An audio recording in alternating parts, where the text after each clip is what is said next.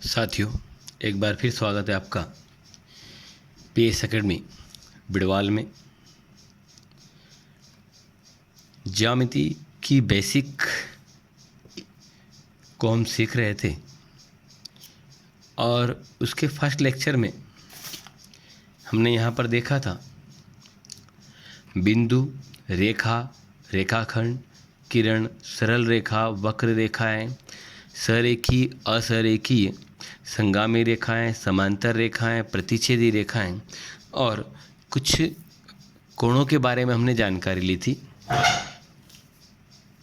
इसमें हम समकोण, न्यून कोण, अधिक कोण के बारे में जानकारी ले चुके थे। अब हमारे पास यहाँ पर जो है पहले लेक्चर में हम रज्जु कोण को पढ़ रहे थे। तो रज्जु कोण वह कोण होता है जो किसी भी एक रेखा के ऊपर अगर कोई बिंदु हो, उस बिंदु के ऊपर बनने वाला कोण जो होता है उसको हम रज्जु कोण के नाम से जान सकते हैं। रज्जु कोण जिसको कि हम सरल कोण के नाम से भी जान सकते हैं और इस कोण की जो माप होती है वह होती है 180 डिग्री। वैसे एक्चुअली में अब जो हमारे प्रश्न आ रहे हैं इनमें से अधिकतर प्रश्न कंपटीशन एग्जाम में आते हैं। तो रज्जु कोण के बाद हमारे पास नया जो नाम आता है वह आता है पूरक कोण। सॉरी, पेन नहीं चल पा रहा है, मैं दूसरा चेंज करता हूं। हाँ, तो हम बात कर रहे थे पूरक कोण।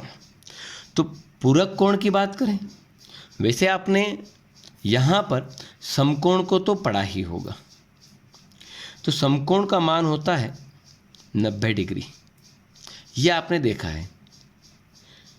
अब आपको अगर पूरक कोण जोड़ना है तो किसी भी कोण में या किन्हीं दो कोणों का योग, जिसे मान लो x वाला कोण हो और y वाला कोण, इन दोनों कोणों का मान जो होता है अगर हम जोड़ कर देते हैं तो उसका मान अपने पास अगर 90 डिग्री आता है तो वह आपका जो कोण होगा उसको हम यहाँ पर पूरक कोण के रूप में मान सकते हैं।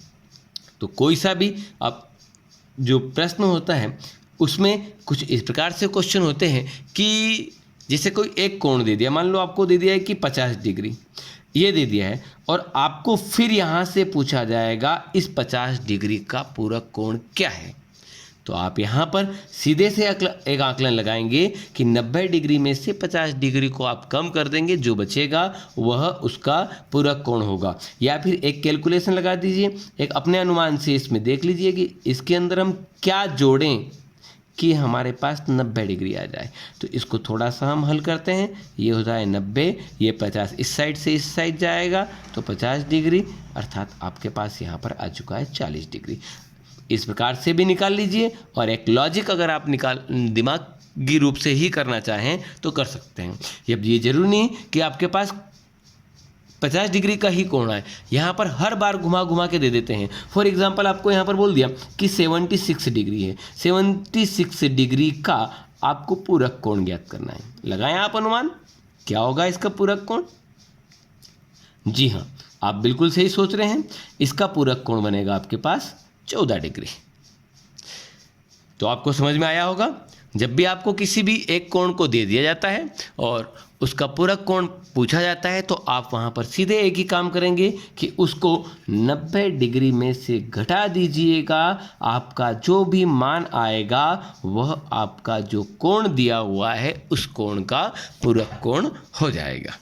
ठीक है, पूरक कोण के बाद इसकी अगली कड़ी में हम अगला कोण पढ़ते हैं और उस कोण का नाम है समपूरक कोण। समपूरक कोण ये पूरक कोण से ही मिलता जुलता है। इस कोण के लिए अगर हम बात करें यहाँ पे तो हमारे पास जिन दो कोणों का योग जिन दो कोणों का योग अगर 180 डिग्री बन जाता है, जिस प्रकार से हम देख रहे थे कि जिन दो कोणों का योग अगर 90 डिग्री बनता है तो वह पूरक कोण हो जाते हैं, और जिन दो कोणों का योग अगर 180 डिग्री बनता है तो वह आपका संपूरक कोण बन जाता है।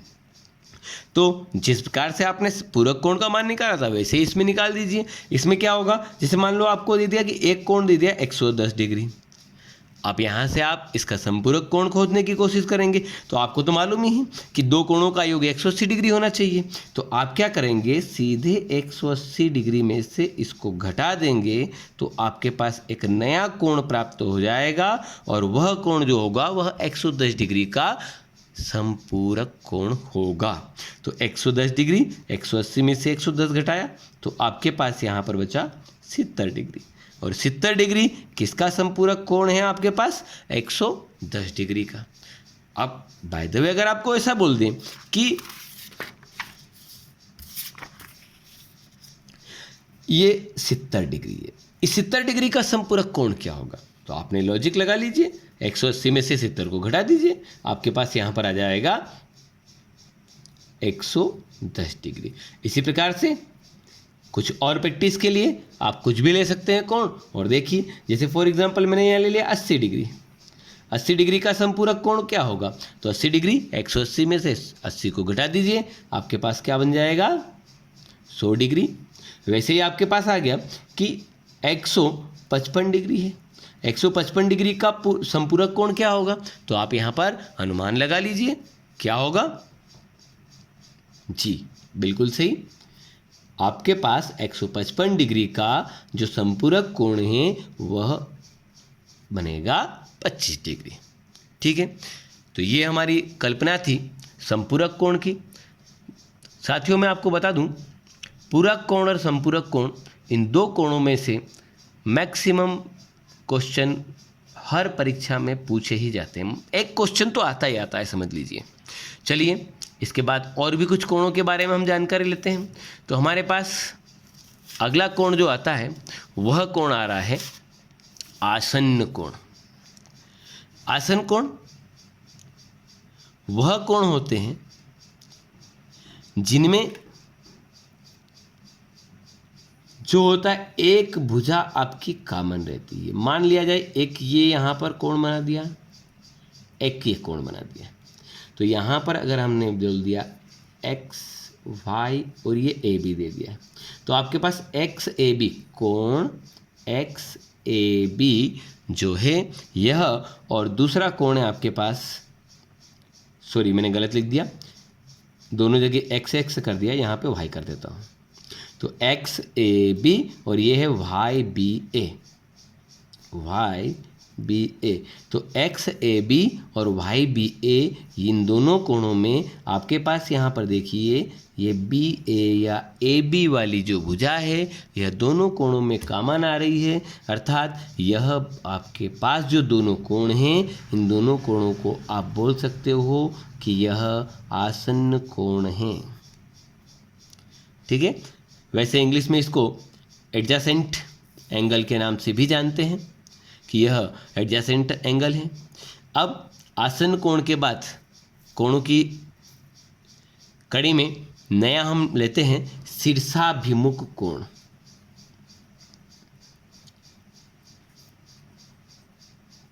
सॉरी, शीर्षाभिमुख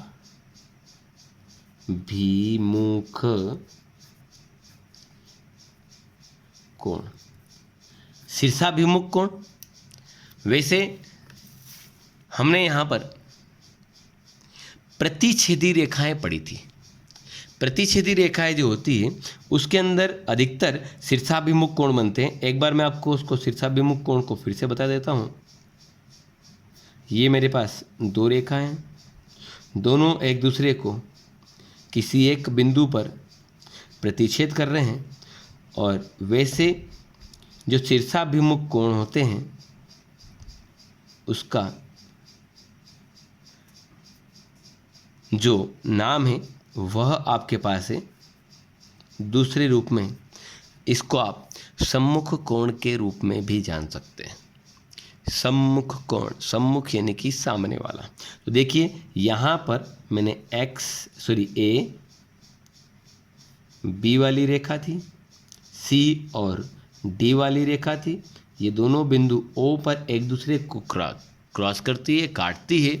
तो यहाँ पर आपके पास जो कोण बन रहे हैं ए ओ बी, कोण ए ओ बी, और दूसरा आपके पास जो कोण बन रहा है यहाँ पर ए ओ डी, और दूसरा कोण बन रहा है सी ओ बी, कोण दूसरा बन रहा है सी ओ बी। ये दोनों कोण यहाँ पर शीर्षाभिमुख कोण कहलाएंगे या सम्मुख कोण के नाम से भी इनको आप जान सकते हैं। तो यहाँ पर वैसे एक प्रॉपर्टी आती है आपके पास क्लास 9th के प्रमेय में, आपने यहाँ पर पढ़ा होगा कि शीर्षाभिमुख कोण आपस में बराबर बराबर होते हैं।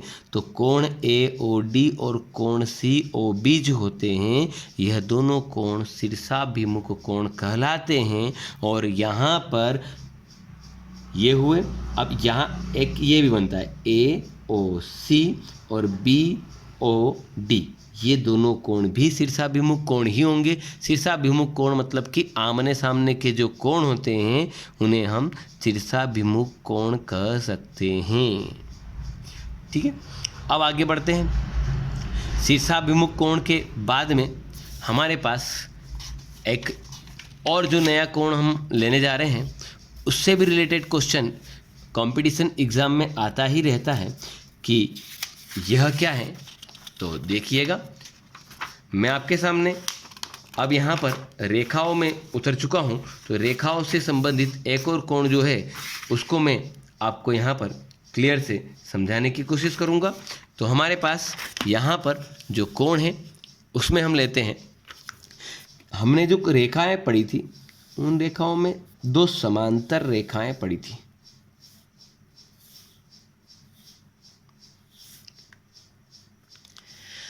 तो ये है हमारे पास दो समांतर रेखाएं। इन दो समांतर रेखाएं वैसे नाम ही हैं समांतर, अर्थात इनकी जो बीच का डिस्टेंस है, यहाँ से यहाँ ले लीजिए, यहाँ से यहाँ ले लीजिए, यहाँ से यहाँ ले लीजिए, बिल्कुल बराबर बराबर ही रहेगा। अगर इन दो समांतर रेखाओं को एक तिर्यक छेदी रेखा काटती है तो इस तिर्यक छेदी रेखा के द्वारा यहाँ पर कई कोण बनते हैं। उन कोणों को हम यहाँ पर देखते हैं। तो पहले तो मैं इसका नाम देखता हूँ कि ये जो रेखा है ये तिरछी है, इसलिए इसका नाम दे दिया तिर्यक रेखा। और ये दोनों रेखाएं एक दूसरे से समान दूरी पर हैं, इसलिए इसको बोल दिया है यहाँ पे समांतर रेखा। ठीक है ना। तो हमारे पास यहाँ पर हम देखते हैं तो दो प्रकार के कोण बनते हैं। सबसे पहले मैं यह समझने की कोशिश करता हूँ इन दोनों रेखा के बाहर बाहर के कोण। तो देखो, इस ए बी वाली रेखा के बाहर अगर कोण बनता है तो एक इधर बन जाता है, एक इधर बन जाता है। और ये सी डी वाली जो रेखा है, इस सी डी वाली रेखा के भी दो बाह्य कोण बनते हैं, एक यहाँ बनेगा तो एक यहाँ बन जाएगा। तो हमारे पास अगर नामकरण कर देते हैं कोण 1 2 3 4, अपने हिसाब से दे सकते हैं, आप कुछ भी नाम दीजिए। तो ये जो नाम हमने लिखे हैं यह बाह्य कोणों के नाम हैं। अब जैसा बाह्य कोण है वैसा आंतरिक कोण भी है। आंतरिक कोण नाम से स्पष्ट है, आंतरिक यानी कि अंदर वाला। तो जैसे देखिए, एक यहाँ पर बनने वाला कोण, एक यहाँ पे बनने वाला कोण, एक यहाँ पे बनने वाला कोण और एक यहाँ पर बनने वाला कोण, ये सब के सब कोण जो है हमारे आंतरिक कोण हैं। तो जैसे हमने 1 2 3 और 4 नाम दे दिए हैं, तो अब अगला नाम यहाँ पर मैं ले लेता हूँ कि ये 5 6 7 और 8, ये हमारे पास यहाँ पर मैंने 8 कोण बनाए हैं। अब 8 कोण में मैं यदि देखूँ तो मेरे पास अलग अलग प्रकार के कोण आते हैं। अब इसमें एक तो होता है मेरे पास कोण अलग अलग प्रकार में पॉइंट टू पॉइंट, मैं यहाँ पर लेता हूँ।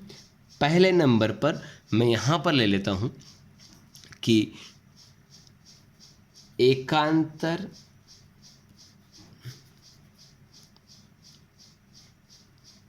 कोण। अब ये एकांतर कोण जो होते हैं यह भी मुख्य रूप से दो प्रकार के होते हैं। एक तो एकांतर होता है अंतः कोण और दूसरा एकांतर होता है